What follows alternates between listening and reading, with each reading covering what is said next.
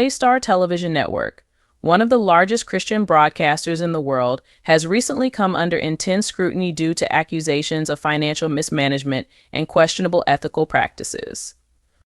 The controversy centers around Daystar President Joni Lamb's alleged use of ministry funds for personal expenses, including a lavish $100,000 honeymoon. These claims have led to a growing public debate about the integrity of religious organizations and their financial transparency, sparking concerns about the appropriate stewardship of donor funds. In this article, we will delve deep into the allegations surrounding Joni Lamb and Daystar Television Network. We will explore the accusations, the evidence presented, the reactions from within the organization, and the broader implications for faith-based organizations and their accountability to supporters. Through this examination, we aim to highlight the critical importance of financial transparency, ethical governance, and the role of independent oversight in ensuring that religious ministries maintain the trust and confidence of their donors. The controversy began in the wake of a public video posted by Joni Lamb, in which she vehemently denied reports that Daystar had funded her honeymoon with husband Doug Weiss. The honeymoon in question took place in July 2023 at the luxurious Ventanas Al Paraiso Resort in Los Cabos, Mexico. Lamb denied that Daystar funds were used, insisting that she and her husband paid for the trip themselves. In her video, she said, "We didn't spend any of Daystar's funds on our honeymoon. We covered the cost ourselves. This is just another lie." However, evidence obtained by the Roy Report, TRR, tells a different story. Two expense reports from Daystar reveal that Lamb charged her ministry credit card a total of approximately $100,000 for the resort, which included charges for food, beverages, gratuities, and other amenities. Furthermore, the notes in the reports indicated that Lamb and her husband used us bank rebate points for part of the charges. These findings raise questions about the legitimacy of Lamb's statements and led to increased scrutiny of Daystar's financial practices. The $100,000 honeymoon expense is at the heart of the controversy. According to the reports, Daystar's corporate credit card was used to pay for most of the honeymoon charges. Former Daystar Vice President Joni Lamb, who oversaw the organization's finances at the time, explained that although the ministry had accumulated credit card points, they were insufficient to cover the full cost of the honeymoon. Consequently, the ministry's funds were used to cover the remaining charges. Joni Lamb voiced his objections to the use of ministry funds for such personal expenses during a Daystar board meeting in August 2023. He stated that he felt uncomfortable with the decision to cover the honeymoon costs and that it was inappropriate for Daystar funds to be used in this manner. Despite his objections, board member Tom Callender reportedly decided to gift Joni Lamb the $100,000 to cover the expenses, creating further friction within the organization. In response to the growing allegations, Joni Lamb and Daystar issued a statement claiming that she had fully reimbursed the ministry for any personal expenses charged to the corporate credit card. The statement emphasized that Daystar has always followed a procedure in which personal expenses are reimbursed by employees, including the president.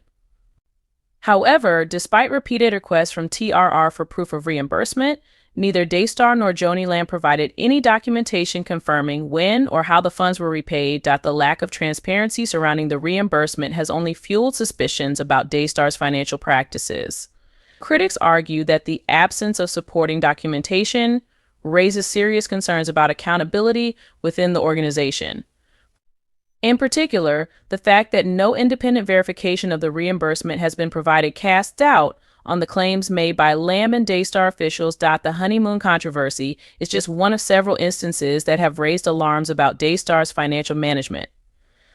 Joni Lamb, who served as Daystar's vice president until November 2023, has pointed to other questionable financial practices during his tenure at the organization. For example, Daystar's private jet was reportedly used for multiple personal trips by Joni Lamb and Doug Weiss, including flights between Fort Worth, Texas, and Colorado Springs, Colorado, where Weiss is from. These flights, along with several others to Florida, have been estimated to have cost Daystar approximately $769,000. Joni Lamb has also criticized Daystar for covering other personal expenses, including a $5,500 charge for personal photography for Joni Lamb's daughter, Rachel, and the decision to have Doug Weiss host a ministry show. These examples of personal expenses being paid for by the ministry highlight a troubling trend in which ministry resources appear to have been used for personal gain. Blurring the lines between ministry work and personal indulgence. One of the key elements of the controversy is the role played by Daystar's board of directors in approving these expenditures. According to Jonathan Lamb, there were only 3 members on the board at the time of the honeymoon dispute: Jonathan himself, Joni Lamb, and attorney Tom Callender. Jonathan has suggested that Callender was responsible for gifting the $100,000 to Joni Lamb to cover the honeymoon expenses. Despite the fact that he had expressed his disapproval of such a decision, the board's involvement in approving these controversial expenditures raises important questions about governance at Daystar. Critics argue that the concentration of power within such a small group of individuals, particularly when the ministry's finances are concerned, can lead to a lack of oversight and accountability. The fact that the board appears to have approved the use of ministry funds for personal expenses without sufficient checks and balances suggests that Daystar's financial practices may not be as transparent as they should be. The Daystar controversy underscores the ethical dilemmas faced by faith-based organizations when it comes to financial stewardship. Ministries like Daystar rely heavily on donations from supporters who trust that their contributions will be used to further the ministry's mission and not for personal indulgences.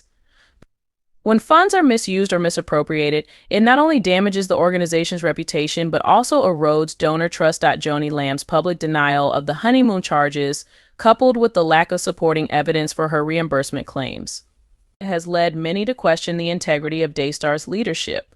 Critics argue that the ministry's financial practices are not in line with the ethical standards expected of religious organizations, which are held to a higher level of accountability due to their reliance on charitable donations. The Daystar controversy highlights the critical importance of financial transparency in religious organizations. Donors have a right to know how their contributions are being used, and ministries must be transparent in their financial reporting to maintain the trust of their supporters. Transparency not only ensures that funds are being used appropriately, but also helps to safeguard the reputation of the ministry and its leadership. One of the ways that faith-based organizations can demonstrate their commitment to financial transparency is by making expense reports, reimbursement records, and other financial documents publicly accessible. Additionally, independent oversight, such as audits conducted by third-party accounting firms, can provide assurance that funds are being used in accordance with the ministry's stated goals. To further strengthen financial oversight, ministries like Daystar should consider joining organizations such as the Evangelical Council for Financial Accountability (ECFA). The ECFA provides guidelines for financial stewardship among Christian ministries and promotes transparency, accountability, and ethical governance. Membership in the ECFA can help ministries demonstrate their commitment to financial responsibility and reassure donors that their contributions are being used appropriately. Daystar's exclusion from the ECFA membership list raises additional concerns about the organization's financial practices. Critics argue that the lack of independent oversight contributes to the lack of accountability within the ministry and makes it more difficult to address allegations of financial mismanagement. The public's reaction to the Daystar controversy has been mixed. Supporters of Joni Lamb have defended her integrity, citing her decades of leadership in Christian broadcasting. However, many former employees, critics, and members of the larger Christian community have expressed disappointment with the alleged misuse of ministry funds. For these individuals, the controversy is seen as a symptom of deeper structural problems at Daystar, including a lack of financial accountability and transparency. Jonathan Lamb, as a former vice president of Daystar and a member of the Lamb family, has voiced strong objections to the way the ministry has been managed. He has emphasized that while he has always yielded to his mother in matters of leadership, he cannot support actions that he believes are inconsistent with biblical principles. His public criticism highlights the personal and professional divisions within the Lamb family and the ongoing struggle to reconcile financial stewardship with the ministry's mission. The controversy surrounding Daystar Television Network and Joni Lamb's alleged misuse of ministry funds serves as a sobering reminder of the importance of financial integrity, transparency, and accountability in faith-based organizations. Ministries like Daystar, which rely on the generosity of donors, must be held to the highest standards of financial stewardship.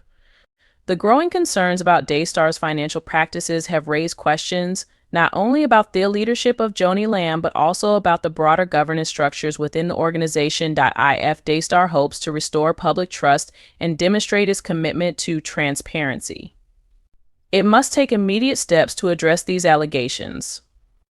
This includes providing documentation to support claims of reimbursement, implementing independent oversight, and joining organizations like the ECFA to ensure that its financial practices align with industry standards.